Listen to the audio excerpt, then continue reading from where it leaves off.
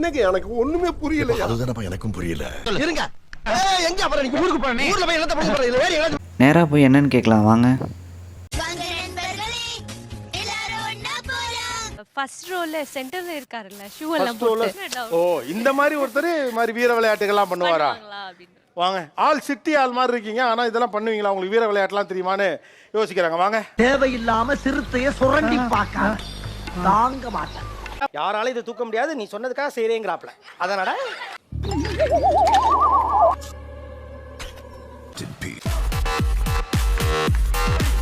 மாடி எத்த தடி.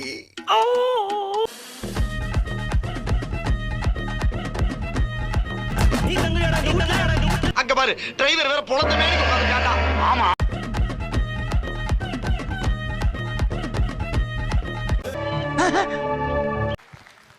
Come on! வீரண்டே. அது.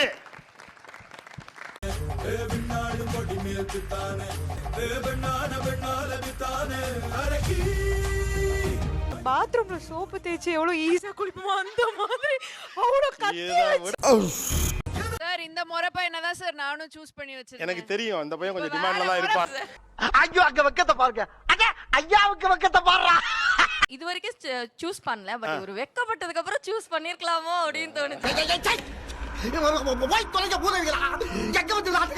One eternity later. Hello viewers, இன்னைக்கு நம்ம நியானா ஃபேம் மிஸ்டர் கவின் தட்சிணாமூர்த்தியை மீட் பண்ண வந்திருக்கோம். வாங்க அவர்கிட்ட பேசலாம். ஹாய்மா.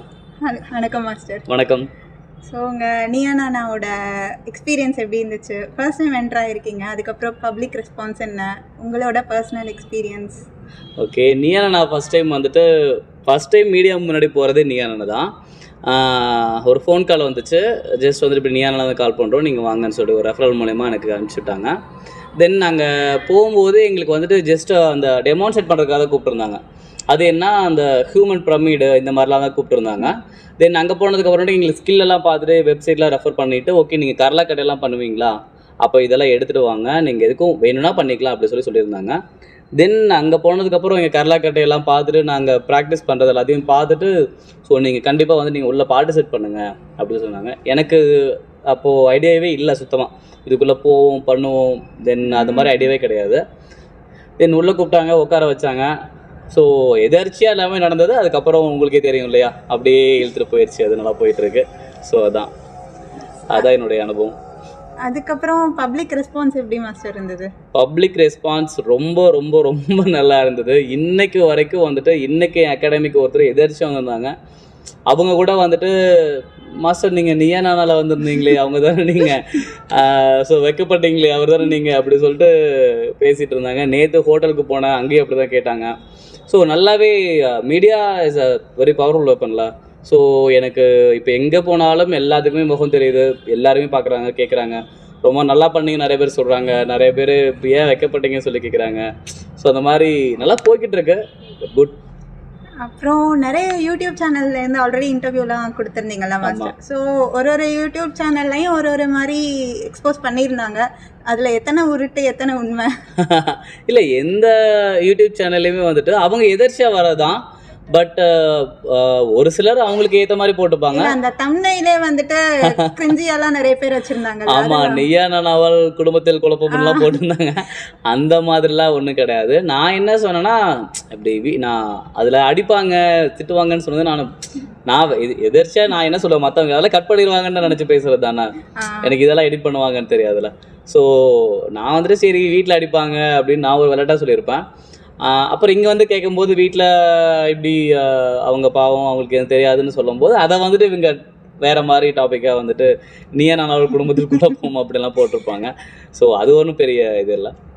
Okay master. அப்புறம் ஒரு வீடியோவில் வந்து வீட்டுக்கு போனால் வைஃப் கிட்ட அடி வாங்குவீங்கன்னா இருந்துச்சு. எங்களுக்கு தெரிஞ்சு கல்யாணம் ஆகலைன்னு தான் கேள்விப்பட்டோம். ஓகே, இல்லை அது வந்துட்டு எப்படி போட்டாங்கன்னா, நான் வந்துட்டு ஒய்ஃபுக்கு பயந்துக்கிற மாதிரியும் வீட்டுக்கு போனால் ஒய்ஃப் அடிப்பாங்க அப்படின்னா நான் கமிட்டட்னு சொல்லியிருந்தேன் இல்லையா, அதனால அப்படி சொன்னாங்க. எனக்கு இன்னும் மேரேஜ் ஆகல. ஆக்சுவலாக எங்கள் அம்மா கூட பர்சனலாக பேசுகிறப்போ அவருக்கு இன்னும் கல்யாணம் ஆகலையா அப்படிதான் கேட்டாங்க. இல்லை, நான் உண்மையை சொல்ல போனால் நான் பயந்துக்கிட்டது வீட்டுக்கு, தென் வரப்போகிற பொண்ணுக்கு தான். ஸோ அப்படி தான் நான் பேசியிருந்தேன். இன்னும் மேரேஜ் ஆகலை, இன்னும் ஒரு 2-3 மந்த் இருக்குது மேரேஜ்க்கு. ஸோ அதுக்காக தான். ஆனால் பட் அவங்க பேசுறது எல்லாமே வந்துட்டு ஒய்ஃப் கிட்ட செம்ம அடிடா அப்படி சொல்லி பேசுறது. தென் என்னது ஒருத்தங்கெல்லாம் வந்துட்டு ஒய்ஃபுக்கு அவ்வளோ பயந்துக்கிறாரு அப்படி சொல்லி பேசுறது. அது நிறைய காமெடியாக வச்சு போட்டிருக்கானுங்க. ஜாலியாக எடுத்துக்க வேண்டியதான். அப்பா பயங்கர ப்ரூஸ்லி ஃபேனு. திரும்ப நானும் அதே மாதிரி ப்ரூஸ்லி ஃபேன் ஆகிட்டேன். ஐடியிலேருந்து வேலைக்கு விட்டதுக்கு அப்புறமா வந்துட்டு தென் ஐஎஸ் எக்ஸாமுக்காக ப்ரிப்பேர் பண்ணிட்டு இருந்தேன்.